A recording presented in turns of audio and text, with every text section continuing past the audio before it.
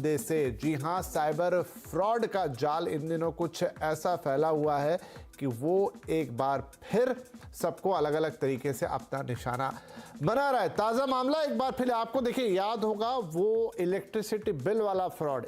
आपकी बिजली कट जाएगी, आपकी लाइट आज रात से चली जाएगी और हजारों लोग उस चक्कर में फंसे और अपने पैसों को उन्होंने डुबो दिया। ऑनलाइन फ्रॉड हुआ, लोगों ने डराया, थोड़ा सा आपको प्रेशर में लेकर आए, आपसे ज़रूरी जानकारी निकाली, आपके अकाउंट्स हैक किए, आपसे पैसे भरवा लिए और गायब हो गए। इन दिनों एक मैसेज है जो फिर से सर्कुलेट हो रहा है और वो है आपके बैंक खाते से जुड़ा हुआ कि भाई केवाईसी नहीं किया तो आपके पैसे डूब जाएंगे। और आलम देखिए कि सिर्फ मुंबई के अंदर 2 हफ्ते के अंदर करीब कुछ लोगों ने अपना 1 करोड़ रुपया इस चक्कर में गंवा दिया है। करीब 100 के आसपास FIRs हो चुकी हैं और लोगों की FIR धड़ाधड़ बढ़ती जा रही है और इस FIR की स्पीड ने बीट कर दिया है उस इलेक्ट्रिसिटी बिल वाले फ्रॉड को भी, और ये तेजी से फैल रहा है। पुलिस वाले तक इसका शिकार बन गए, मीडिया वाले इसका शिकार बन रहे हैं, आम आदमी तो बन ही रहा है। क्या है आखिर ये फ्रॉड और आप इससे कैसे बच सकते हैं, ये अलर्ट आज हम आपको करने जा रहे हैं। अपने एक्सपर्ट से बात करेंगे, उससे पहले आपको बताएं कि हो क्या रहा है, कौन आपके पैसों को उड़ा रहा है और क्या मॉडस ऑपरेंडी यानी क्या तौर तरीकों का इस्तेमाल कर रहा है। देखिए, मुंबई में 2 हफ्ते में 78 FIR ऑलरेडी दर्ज हो चुकी हैं। इन मामलों में आमतौर पर पहले लोग पहुंचते नहीं थे पुलिस थाने। केवाईसी के नाम पे 92 लाख रुपए अभी तक लोगों से ठगे जा चुके हैं ऑनलाइन उनके फोन के जरिए। फ्रॉड में 100 सिम कार्ड्स का इस्तेमाल किया गया, ये पुलिस ने पता लगाया। 100 अलग अलग फर्जी सिम कार्ड, मतलब कि जो इधर उधर से जुगाड़ के 300 फर्जी खातों में ये ट्रांसफर रकम हुई है। अलग अलग खातों में लोगों के पैसे उड़ा के ये रकम भेज दी गई है। ऐसे 300 खातों का इस्तेमाल है। आपको ईमेल भेजे जा रहे हैं, आपको SMS किया जा रहा है, व्हाट्सएप से मैसेज आ रहा है और ये सारे मैसेज है केवाईसी यानी बैंक जो करता है नो योर क्लाइंट, यानी आपका नाम, पता, फोन नंबर, ईमेल, ये सब आप जब अपडेट करते हैं, पैन, आधार, उसको कहते हैं KYC, know your customer, know your client.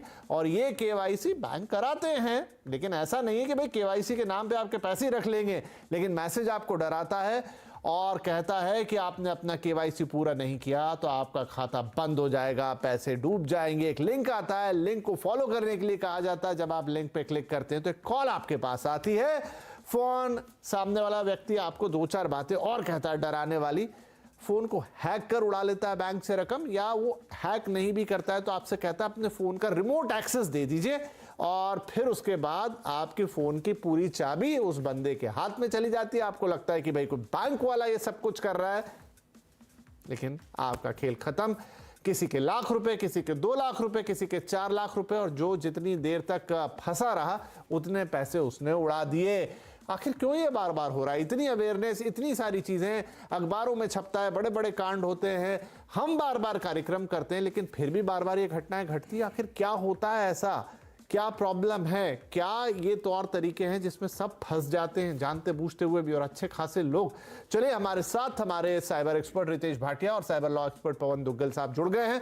शुरुआत करते हैं। रितेश, तो मुंबई से एक और घटना, फिर से वही मोडस ऑपरेंडी। मुझे वही बात समझ में नहीं आ रही कि अब तो ये बातें आम हो गई है, रोज पेपर में छपती है, रोज हम ऐसे शोज करते हैं, दुनिया भर के वीडियो अब आ गए हैं इंटरनेट पर कि ऐसे फ्रॉड हो रहे, लेकिन बार बार ये लोग सफल हो जाते हैं।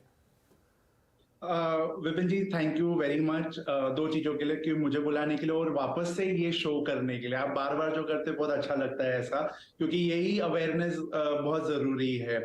और जहां रही मतलब कि आप जैसे कह रहे हैं कि इतना अवेयरनेस के बाद भी क्यों हो रहा है, तो ये जो ह्यूमन इमोशन है, फियर, या तो ग्रीड रहता है या तो ये कि जो डर रहता है, फियर, और वो उस पर्टिकुलर फियर में जाके कि अरे मेरा बैंक में आज ऑपरेट नहीं कर पाऊंगा वगैरह, तो उसके कारण ये सारी चीजें हो रही है।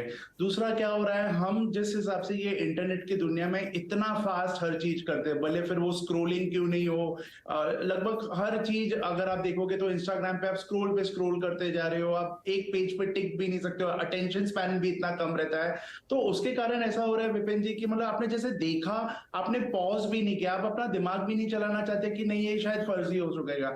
आपकी एक हैबिट बन चुकी है कि मुझे लिंक क्लिक करना है और कुछ एक्शन करना है, और वही एक्शन में जैसे कि अभी ये जो हो रहा है, जो स्पेसिफिकली एक पर्टिकुलर प्राइवेट बैंक के रिलेटेड ही मैसेजेस आ रहे हैं, उसके अंदर लोग इसके लिए शिकार हो रहे हैं क्योंकि जैसे वो लिंक पे क्लिक करे, इस टाइम पे कोई कॉल नहीं आ रहा है, कुछ भी नहीं आ रहा है, लेकिन हू बहू सेम लुकिंग, मतलब जिसको हम फिशिंग कहते हैं, सेम लुकिंग वेबसाइट पे जाते हो, जो मोबाइल ऐप जैसा, मतलब same looking mobile app type दिखता है वो, आप अपना कस्ट आईडी डालते हो, पासवर्ड डालते हो, जैसे ओटीपी आता है वो भी उसको अंदर डाल रहे हो, और उसी हिसाब से उसी टाइम पे जब आप ये सारी चीजें कर रहे हो, वो फ्रॉस्टर को ये सारी चीजें उसके डेटाबेस में आ रही है, उसके बैकएंड पे दिख रही है। हमें ऐसा लग रहा है ये एचडीएफसी में जा रहा है, नहीं, वो वैसा नहीं हो रहा है। जैसे यूजर नेम पासवर्ड मिल रहा है, वो एक दूसरे वेबसाइट पे डाल रहा है, और उसी हिसाब से हम वो ओटीपी जो आ रहे हैं हम उसको शेयर करते जा रहे हैं, उसी मतलब फर्जी लिंक पे डालते जा रहे हैं, फर्जी ऐप पे डालते जा रहे हैं, और इसके कारण ये सारी चीजें हो रही है।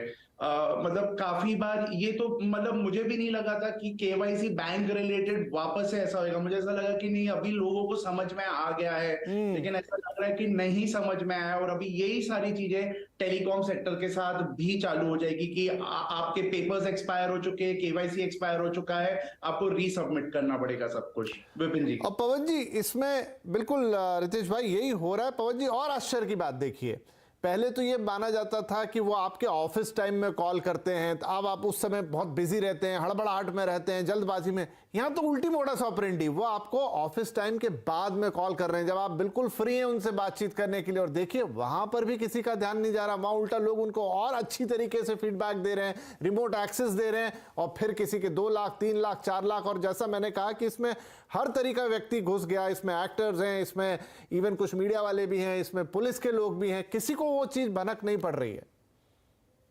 देखिए, कोविड के बाद इन साइबर क्रिमिनल्स ने समझ लिया है कि फियर और पैनिक अगर दो महत्वपूर्ण एलिमेंट जो हम लोगों की जिंदगी का हिस्सा थे कोविड में, उनको प्रॉपरली वेपनाइज किया जाए तो किसी भी तबके का आदमी क्यों ना हो, उसको आप टारगेट बना सकते हैं साइबर क्राइम का। तो अब जब हौसले बहुत बुलंद हो रहे हैं, उसका कारण ये भी है कि जो golden age of cyber crime है, साइबर क्राइम का स्वर्णिम युग, वो प्रारंभ हो चुका है कोविड-19 से, और वो धड़ल्ले से काम कर रहे हैं। उन्हें मालूम है भारत का जो सूचना प्रौद्योगिकी कानून है वो बहुत ज्यादा कारगर नहीं है।